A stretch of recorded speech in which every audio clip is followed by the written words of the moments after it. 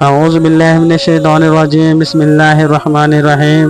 معزز ناظرین، welcome to my YouTube channel Islamic channel.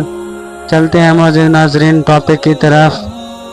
نمرود بادشاہ ایک طاقتور اور ظالم حکمران تھا جس نے اپنی خدائی کا دعویٰ کیا تھا۔ اس کے ظلم ستم سے لوگ خوف زدہ تھے۔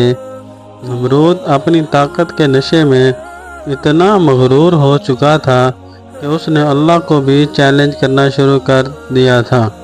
حضرت ابراہیم علیہ السلام نے نمرود کو اللہ تعالیٰ کی وحدانیت کا پیغام دیا اور اسے اپنے رب کے آگے جھکنے کی دعوت دی، لیکن نمرود نے یہ پیغام قبول کرنے کی بجائے حضرت ابراہیم علیہ السلام کو آگ میں ڈالنے کا حکم دیا۔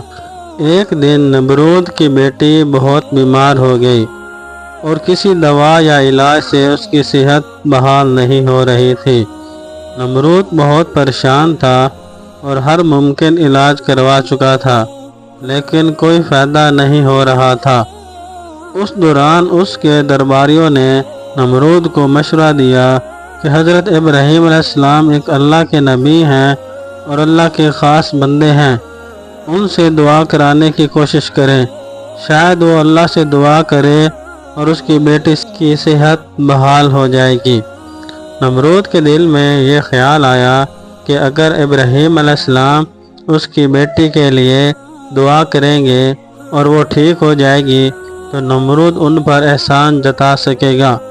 چنانچہ نمرود نے حضرت ابراہیم علیہ السلام کو بلایا اور ان سے درخواست کی کہ وہ اس کی بیٹی کے لیے دعا کریں۔ حضرت ابراہیم علیہ السلام نے اللہ تعالیٰ کے حضور دعا کی اور نمرود کی بیٹی صحت یاب ہو گئی۔ یہ واقعہ نمرود کے لیے ایک بڑا سبق تھا کہ اللہ ہی ہر چیز کا مالک ہے اور اس کے آگے کوئی طاقت نہیں چلتی۔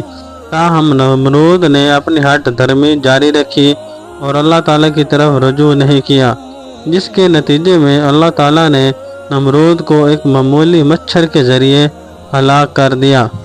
یہ واقعہ ہمیں سکھاتا ہے کہ اللہ تعالیٰ کی طاقت اور قدرت کے آگے دنیا کی کوئی طاقت نہیں ٹھہر سکتی، اور عاجزی سے اللہ کے سامنے جھکنا ہی انسان کی نجات کا ذریعہ ہے۔ اللہ تعالیٰ ہم سب کو اپنی اطاعت اور حضرت محمد صلی اللہ علیہ وسلم کے سنت طریقوں پر چلنے کی توفیق عطا فرمائے، آمین۔ تو انشاءاللہ ملتے ہیں نیکسٹ ویڈیو میں، تب تک رکھیے گا اپنا ڈھیر سارا خیال۔ اللہ حافظ۔